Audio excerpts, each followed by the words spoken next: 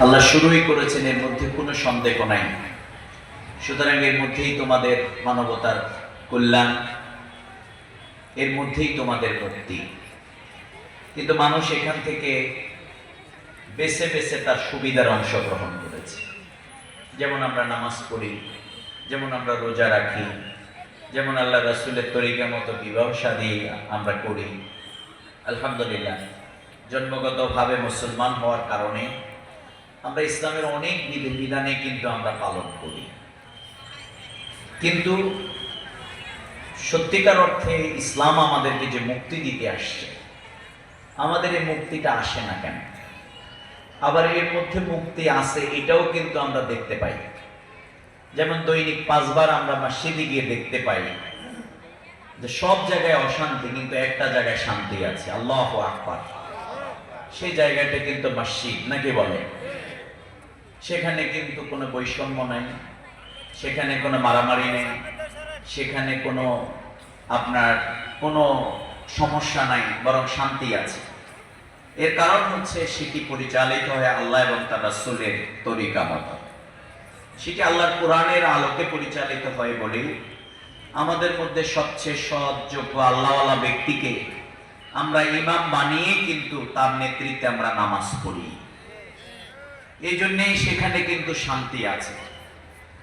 ঠিক আল্লাহ তাআলার দেয়া সেই বিধানটা যদি মসজিদের এই ইমামের নেতৃত্বে যেই জায়গায় শান্তি আছে, সে আল্লাহর বিধানটা যদি সমাজ এবং রাষ্ট্রে এসে যায়, তাহলে শান্তি হবে। কারা কারা বিশ্বাস করে?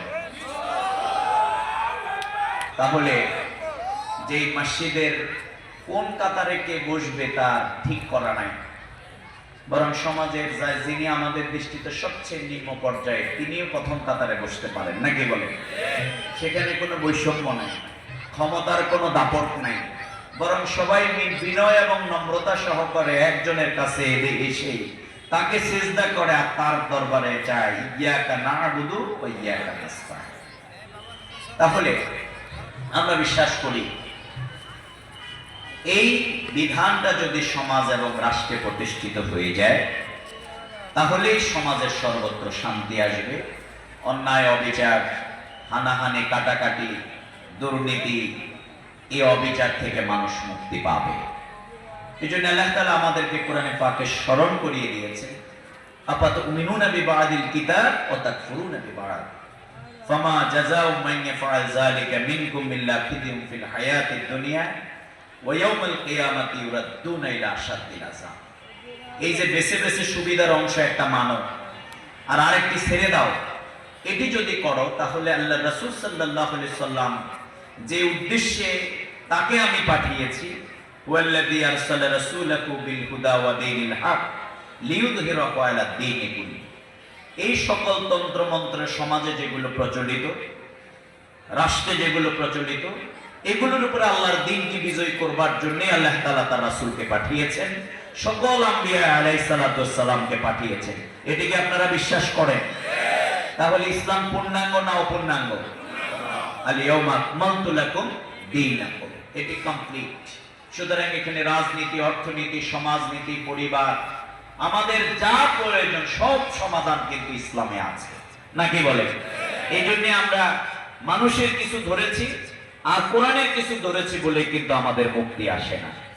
আমরা বিশ্বাস করি আমরা কিছু অংশ যারা ইতিপূর্বে আলহামদুলিল্লাহ কোরআনেরটা ধরে ফেলেছি, এখন সমাজ রাষ্ট্রে যদি কোরআনের বাকিটা কায়েম করতে পারি, তাহলে আইয়ামে জাহিলিয়াতের এক অসভ্য সমাজকে আল্লাহ রাসূল যেরকম দুনিয়ার শ্রেষ্ঠ সমাজে বানিয়েছেন, দুনিয়ার সেই সময়ের সবচেয়ে সেই অসভ্য মানুষগুলোকে পৃথিবীর সভ্য মানুষে পরিণত করেছেন।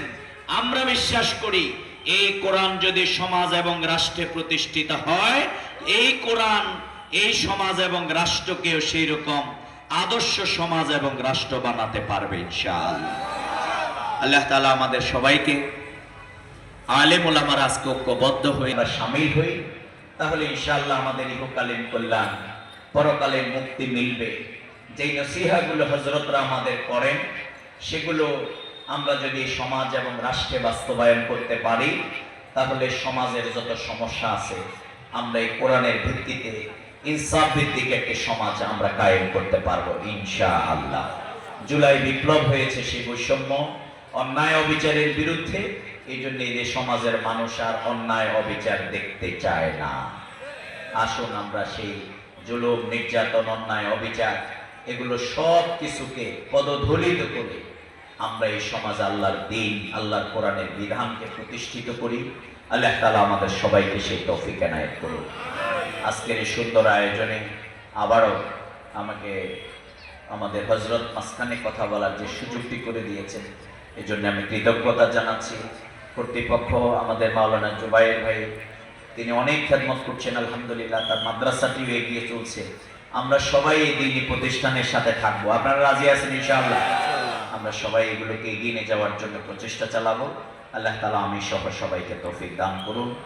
আপনাদের সবাইয়ের কাছে দোয়া চাই, আমরা প্রত্যেকের জন্য দোয়া করব।